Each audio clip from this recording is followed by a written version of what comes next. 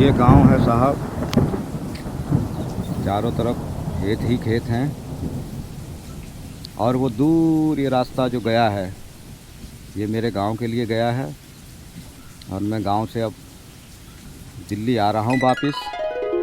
तो आप सभी देखिएगा और बताइएगा आपका गांव कैसा है। मेरा गांव तो ऐसा ही है, चारों तरफ खेती है और ये खेत हैं और खेतों का नज़ारा है। और ये लंबा रास्ता इधर गांव से बाहर जाने का रास्ता है ये। और बढ़िया चारों तरफ खेती है। ये एक सामने गांव है और ये लोगों का आना जाना बना ही रहता है यहाँ। तो देखिए लोग आ रहे हैं।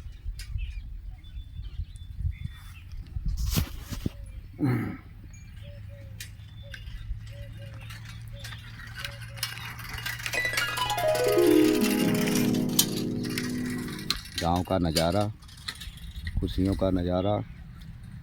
और खुशहाली अगर होती है तो गांव में ही होती है।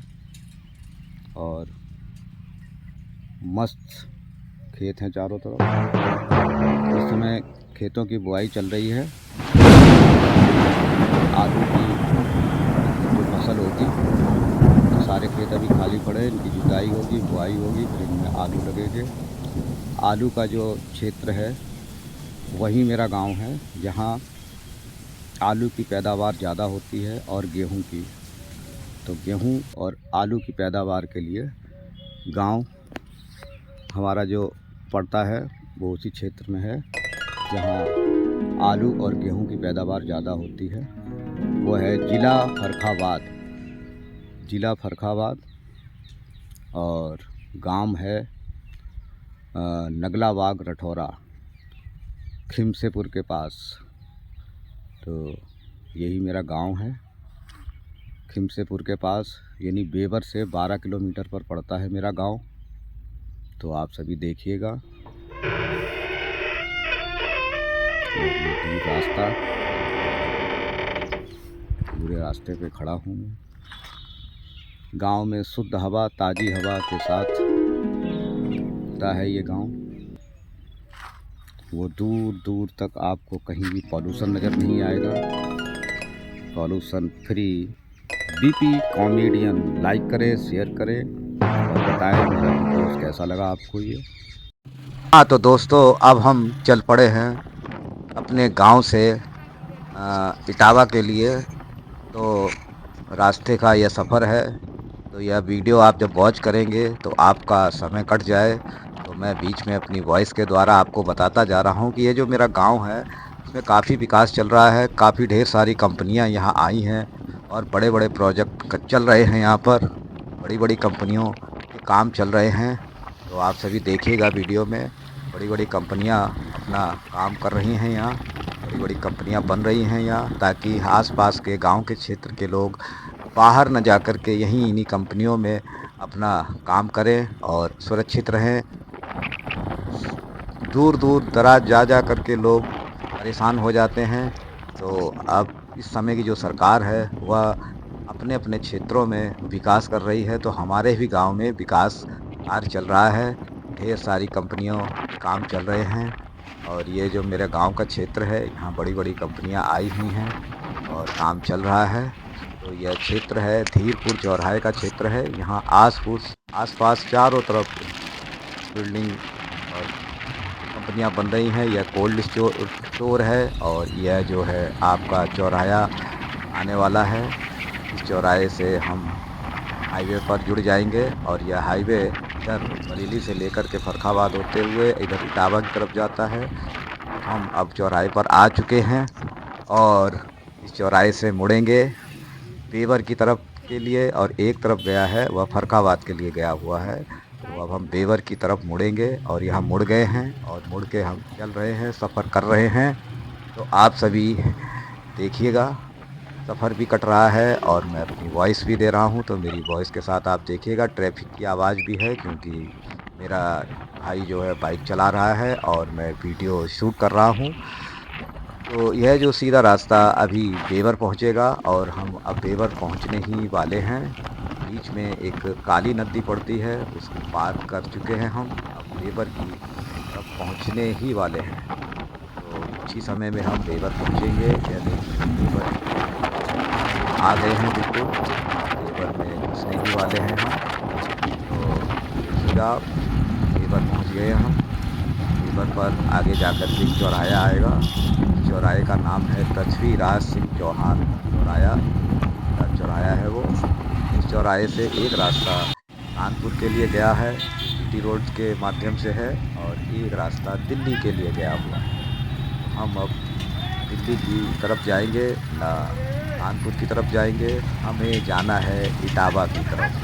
तो अब हम मुड़ गए हैं, ये रोड है कानपुर टू दिल्ली। ये चौराहा पार कर लिया है, पृथ्वीराज सिंह चौहान चौराहा है ये। और देखिए यहाँ से अब हम मुड़ेंगे, अभी कानपुर वाली तरफ चलेंगे, और कानपुर वाले रोड पर ही थोड़ा सा आगे चलेंगे तो हमें इटावा जाने के लिए रास्ता मिल जाएगा। तो यह बेवर का काफ़ी भीड़ भाड़ वाला क्षेत्र है। ये बेवर सेंटर है, मैनपुरी, फर्रुखाबाद, कानपुर के बीच में। यहाँ 3 जो है ज़िलों की सरहद लगती है, मैनपुरी, फर्रुखाबाद और इटावा। तो यह काफ़ी सेंटर में है, मैनपुरी, इटावा, फर्रुखाबाद के। बेवर जगह का नाम है, और हम यहाँ से अभी कुछ ही दूरी पर चलने के बाद बाइक के द्वारा हम अभी मुड़ेंगे अपने इटावा वाले रास्ते पे। तो ये देखिए, अब ये हम इटावा के लिए मुड़ गए हैं, ये गाड़ी मुड़ रही है आगे हमारे, और हम भी मुड़ गए हैं। यह इटावा के लिए सीधा रास्ता गया है, और इस तरफ जहाँ से मुड़े हम वह कानपुर के लिए गया है।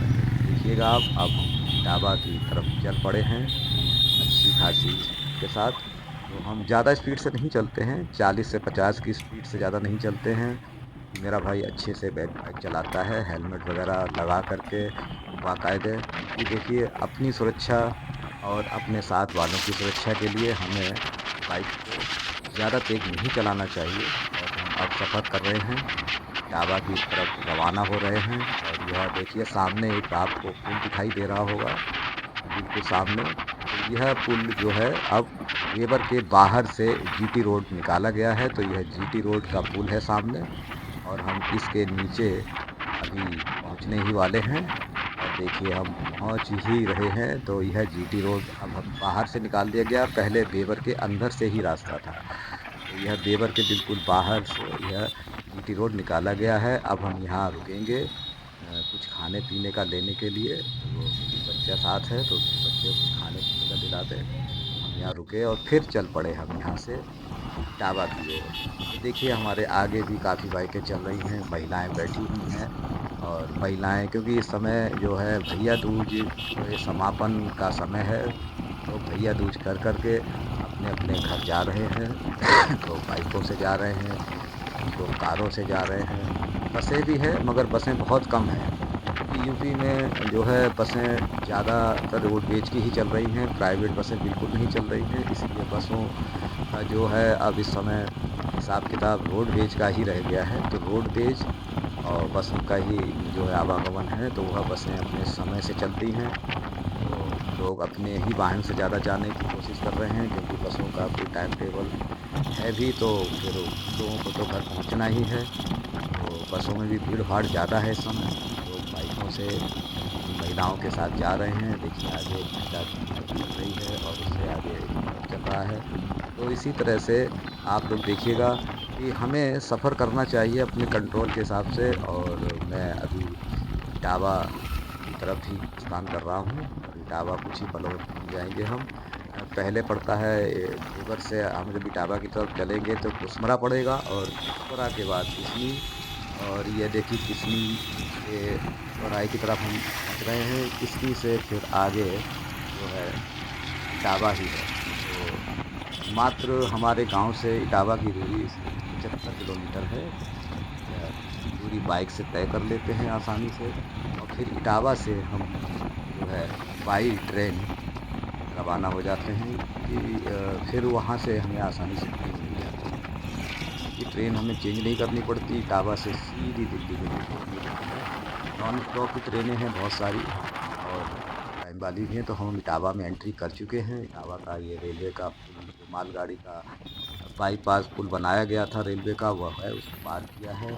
अब हम नहर के पास आ गए हैं और इटावा की तरफ जब घुसेंगे तो यह पहली नहर हजारा नहर पड़ती है।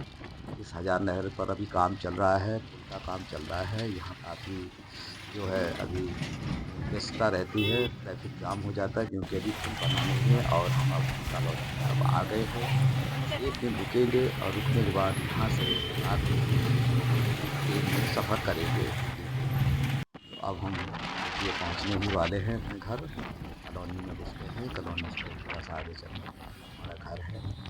तो मैं इटावा पहुँच चुका हूँ बाइक पर और मैं आपको दिखाई दे रहा हूँगा। इस समय देखिए बाइक पर वीडियो शूट करना थोड़ा-सा दिक्कत होती है, तो बाइक के ऊपर बड़ी सावधानी से वीडियो शूट किया है मैंने। और अब हम ट्रेन में सफ़र करेंगे। ट्रेन हमारी गंगा जी को पार कर रही है। देखिए यह गंगा जी को पार करते समय गंगा जी में काफ़ी पानी है इस समय। तो ट्रेन की स्पीड थोड़ी गति ठीक धीमी-धीमी है और होनी भी चाहिए। जब किसी भी नदी में गंगा हो या किसी भी नदी में जब पानी ज़्यादा होता है, तो ट्रेन को बहुत ही स्लो चलाया जाता है। और इसी प्रकार जमुना का भी इस समय स्तर बढ़ा हुआ है, तो वहाँ भी ट्रेन को बड़े आराम से निकाला जाता है। तो अब हम ट्रेन में सफ़र कर रहे हैं। फिर इस पुल को पार करते ही मेरे छोटे भाई ने वीडियो शूट किया है। वह शूट किया है पूरी ट्रेन का कि किस ट्रेन से हम जा रहे हैं और ट्रेन का कलर कैसा है और ट्रेन किस प्रकार है। तो चलती हुई ट्रेन जो है जब वो गेट से निकल रही थी, तो मेरे भाई ने भी उस वीडियो को शूट करके और मुझे दिया, तो मैं आप सभी को दिखा रहा हूँ। देखिए ट्रेन का नज़ारा है और नदी जो गंगा नदी है वह काफ़ी तेज़ी से पानी का बहाव है, काफ़ी पानी है गंगा में और यह हमारी गंगा मैया है। तो जय गंगा मैया की करते हुए अब हम अपनी ट्रेन में फिर से रवाना है। देखिएगा ये ट्रेन गेट से गुज़रने वाली है, अभी निकलने ही वाली है ट्रेन। ये देखिए वो आ रही है हॉर्न बजाती हुई। इसी ट्रेन में मैं हूँ और देखिए यह दिल्ली की तरफ बड़ी तेज़ी से रवाना हो रही है, आ गई है। तो देखिए दोस्त, आप भी वॉच कीजिए, ट्रेन जो है आपके सामने चलने जा रही है। इस ट्रेन में जो मैं बैठा हूँ, बोगी नंबर 10 पर है, चेयर कार है, उसमें बैठा हूँ मैं। तो आप सभी देखिएगा और हम जो है अब दिल्ली की तरफ ट्रेन से रवाना हो रहे हैं। अभी तक जो सफ़र देखा था वो आपने बाइक से देखा था। अब यह गाँव से इटावा का सफ़र बाइक से था और अब दिल्ली का सफ़र इटावा से हमारा बाई ट्रेन है। तो देखिएगा ट्रेन कभी पंचर नहीं होती, आप सभी को पता है। और नहीं तो मेरी बात ध्यान रखना, ट्रेन निकल चुकी है। अब मैं ट्रेन के अंदर दिख रहा हूँ आपको, ये देखिए ट्रेन। और ट्रेन में जो है काफ़ी सवारियाँ नहीं हैं क्योंकि दिवाली, छठ पूजा के समय ट्रेन एक तरफ से बहुत भीड़ जाती है और एक तरफ से ट्रेन खाली ही आती है। तो उस समय जो है अभी छठ पूजा का समय चल रहा है, 2-3 दिन बाद छठ पूजा है। उसके बाद छठ पूजा के बाद ट्रेन कानपुर से दिल्ली की तरफ भर कर के ही आएगी, तो दिल्ली की तरफ से खाली आएगी। अभी इस समय दिल्ली से ट्रेन भर के आ रही है और अ, कानपुर की तरफ से ट्रेन खाली ही आ रही है। तो मैं इस समय ट्रेन में हूँ, ट्रेन में ज़्यादा सवारियाँ नहीं हैं, बड़े आराम से मैं सफ़र कर रहा हूँ ट्रेन में। और देखिएगा आप, तो आप सभी वॉच कीजिएगा और मेरी वॉइस के साथ अ, देखिएगा ट्रेन कभी पंचर नहीं होती, मगर ट्रेन को कभी-कभी कुछ लोग चैन खींच कर के रोक देते हैं, तो रोकने से चैन डिस्टर्ब हो जाती है। देखिए ट्रेन की कभी भी चैन नहीं खींचनी चाहिए जब तक कोई बड़ी दिक्कत ना हो।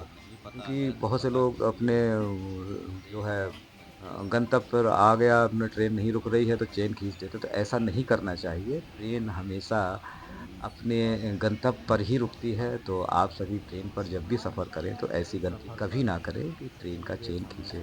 क्योंकि ट्रेन पंचर नहीं होती है, मगर लोग ट्रेन का चेन खींच करके ट्रेन को रोकने की कोशिश करते हैं, तो ऐसा नहीं करना चाहिए। यह बहुत ही अपराधपूर्ण कार्य है। क्योंकि ट्रेन में सभी को जाना होता है, सभी को जल्दी पहुँचना होता है। तो अब मैं ट्रेन के अंदर उपलब्ध हूँ और आपने देखा, तो अब मैं कुछ ही समय में देखिए गाज़ियाबाद पहुँचने वाला हूँ। ट्रेन चल रही है, बड़ी गति से ट्रेन चलती है।